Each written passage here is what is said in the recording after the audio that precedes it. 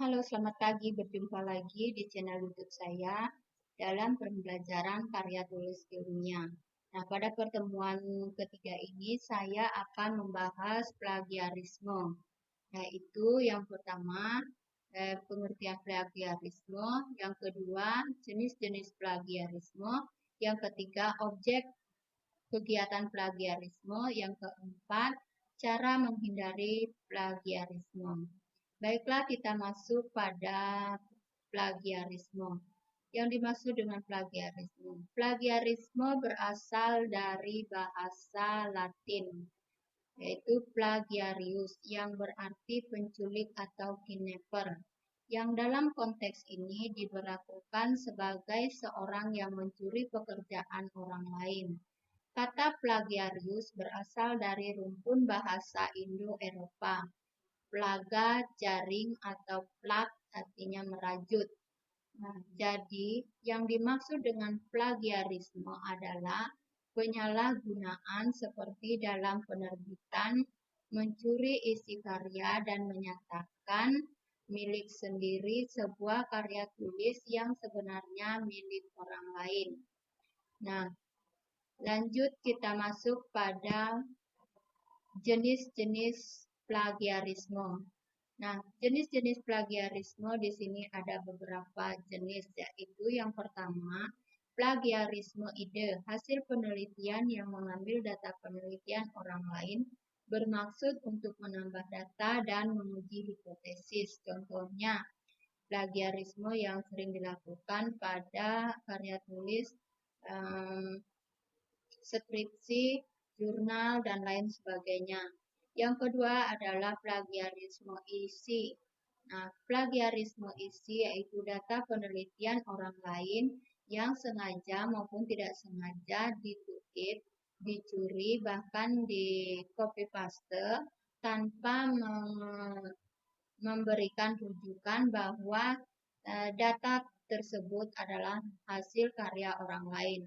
Yang ketiga yaitu plagiarisme kata, kalimat, dan paragraf. Nah, ini sering terjadi dalam plagiarisme, baik kata, kalimat, maupun paragraf yang sering diambil, dikutip, bahkan dicuri tanpa memberikan citasi atau rujukan. Yang keempat adalah plagiarisme total. Yang dimaksud dengan plagiarisme total yaitu mengambil keseluruhan hasil karya orang lain tanpa memberikan rujukan atau tanpa citasi bahwa karya tersebut adalah milik seseorang. Yang kelima adalah plagiarisme yang disengaja. Dalam plagiarisme di sini ada yang disengaja maupun ada yang tidak disengaja. Yang dimaksud dengan plagiarisme yang disengaja yaitu dengan sadar orang tersebut mengambil hasil karya orang lain. Nah, itu dimaksud dengan plagiarisme disengaja, yang tidak memberikan rujukan, tidak mencantumkan citasi bahwa karya tersebut adalah karya si A atau si B. Yang keenam adalah plagiarisme yang tidak disengaja. Nah, plagiarisme yang tidak disengaja yaitu bisa saja apa yang ditulis seseorang atau disusun itu tanpa sengaja ada kesamaan atau ada kemiripan dengan hasil karya orang lain tanpa disadari. Nah, itu disebut dengan plagiarisme yang tidak disengaja. Nah, berikutnya adalah plagiarisme ringan. Di dalam plagiarisme ada yang dikatakan plagiarisme ringan, plagiarisme sedang, dan plagiarisme berat atau total. Nah, yang dimaksud dengan plagiarisme ringan yaitu yang berkisar antara kurang lebih dari 30%. Nah, itu dikatakan plagiarisme ringan.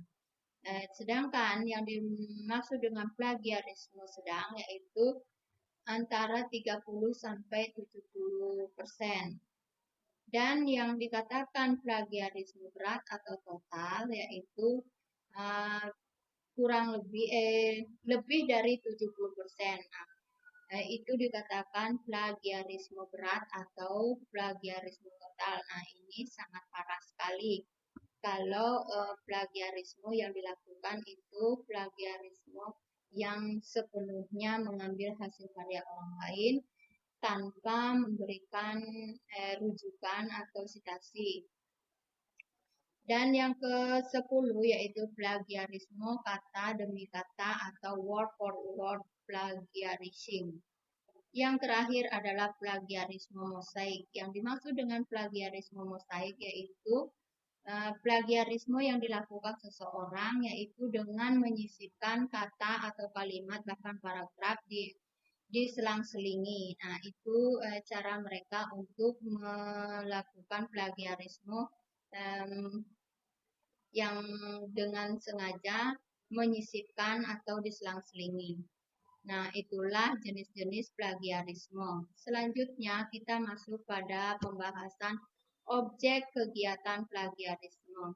Di sini objek kegiatan plagiarisme itu bisa dari ide, konsep, kata-kata, kalimat, data, bahkan benda atau karya lainnya itu bisa menjadi objek kegiatan plagiarisme.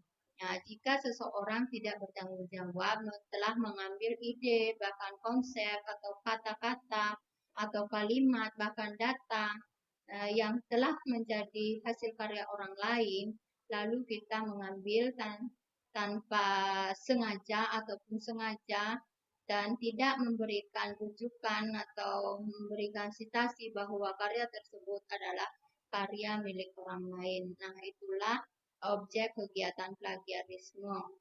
Selanjutnya kita masuk pada pembahasan yaitu cara menghindari plagiarisme.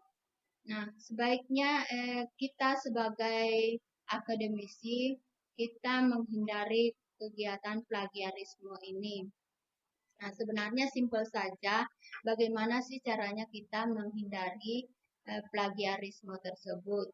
Yaitu caranya kita tidak boleh mengambil atau menciplak, mengcopy paste dengan sengaja maupun tidak sengaja. Kita telah mencuri data orang lain tersebut tanpa kita memberikan sitasi atau rujukan bahwa data tersebut kita ambil dari blog ini misalnya, dari majalah misalnya, atau dari siapa saja kita mengambil ide tersebut. Nah, sebaiknya kita selalu mencantumkan bahwa data tersebut kita ambil dari si A atau si B. Nah, itulah cara untuk menghindari plagiarisme. Nah, bagaimana caranya kita mengetahui bahwa apa yang kita lakukan, apa yang kita tulis itu sudah terbebaskah dari plagiarisme atau tidak? Apakah yang kita tulis itu benar-benar 100% tidak ada unsur plagiarismenya? Nah, untuk mengetahui hal tersebut, kita bisa menggunakan Turnitin, yang ini biasa sering digunakan oleh seorang akademisi. Yang kedua itu kita bisa melakukan dengan plagiarism checker X. Yang ketiga, Wikipedia, dan yang keempat, Weaver. Nah, itu bisa kita melakukan untuk mengecek apakah karya tulis kita itu benar-benar sudah terhindar dari plagiarisme atau berapa persen yang termasuk plagiarisme, baik itu disengaja maupun yang tidak disengaja. Nah, demikianlah penjelasan singkat dari saya tentang plagiarisme. Semoga bermanfaat dan semoga kita bisa terhindar dari plagiarisme tersebut. Nah, saya akhiri dengan ucapan terima kasih. Selamat pagi dan Assalamualaikum warahmatullahi wabarakatuh.